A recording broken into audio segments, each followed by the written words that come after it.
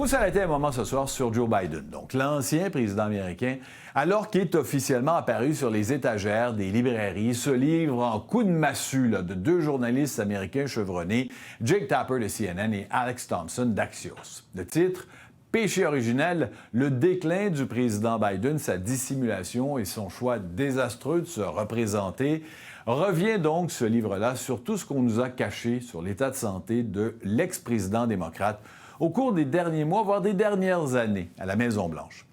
Avant le choc de son départ désastreux, de son débat, dis-je bien, désastreux du 27 juin l'an dernier avec Donald Trump, n'avions-nous pas vu que Joe Biden périclitait, dépérissait de semaine en semaine? On nous pose souvent la question. Regardez bien ces images-là, elles m'ont beaucoup marqué parce qu'il y a eu le débat. Mais regardez, il avait eu besoin, pour descendre une seule marche, du soutien de son épouse Jill Biden. Déjà, vous le voyez là, déjà, on aurait dû se dire ce ne sont pas seulement ses capacités intellectuelles qui avaient fait défaut le soir de ce débat-là, mais même physiquement, il était affaibli. Oui, on en avait conscience. Le problème, il faut que vous compreniez que nous étions dans une situation où à chaque fois, parce qu'on posait la question à l'équipe des communications de la Maison-Blanche, aux gens qui entourent le président, à chaque fois qu'on les questionnait, on nous culpabilisait de ce questionnement-là. On nous disait « Comment pouvez-vous oser aller de l'avant alors que nous avons de la peine à le suivre tant cet homme est plein d'énergie? » Ce qui ressort de ce livre, d'abord, c'est que Joe Biden lui-même n'avait pas de plan machiavélique pour cacher tout ça, pour cacher son état de santé.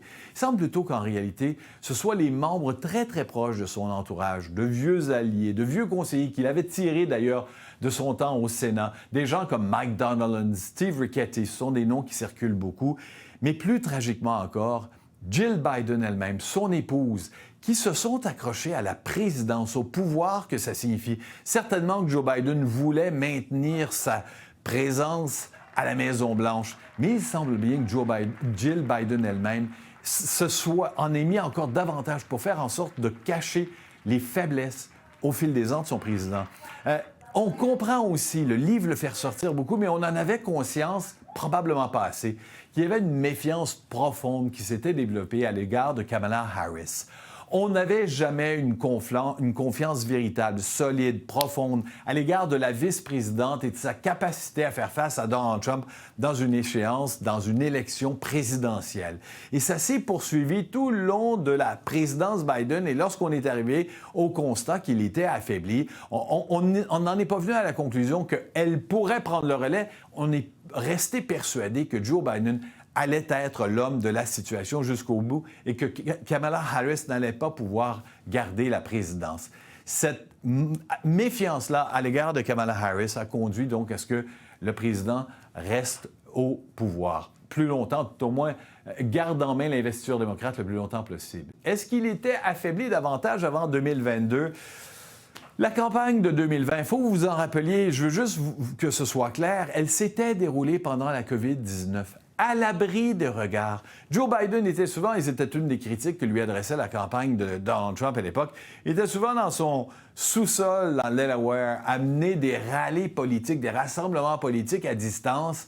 Et donc, il ne pouvait pas aussi systématiquement que Donald Trump être confronté aux électeurs qui eux-mêmes ne pouvaient pas voir s'il avait cette suite dans les esprits qui s'est, de toute évidence, dissipé tranquillement au fil de ces mois à la Maison-Blanche.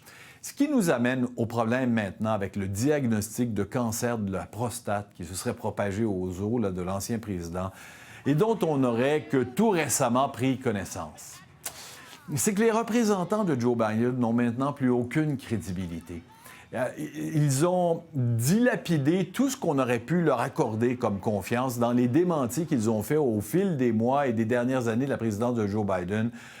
Peu importe les mots et les gestes qu'il ait posés le 27 juin lors de ce débat avec Donald Trump, auparavant, qu'on nous ait caché à quel point il faiblissait. Maintenant, lorsqu'on nous parle de ce diagnostic de prostate, de cancer de la prostate aigu, agressif, on est soudainement découvert, on est sur la défensive, on peut difficilement les croire jusqu'au bout. On peut légitimement se demander si ce diagnostic n'est pas tombé il y a plus longtemps encore, qu'on en avait connaissance il y a 1 an, par exemple, alors qu'il y a 1 an, donc à ce moment-ci, la bataille présidentielle entre Joe Biden et Donald Trump faisait rage.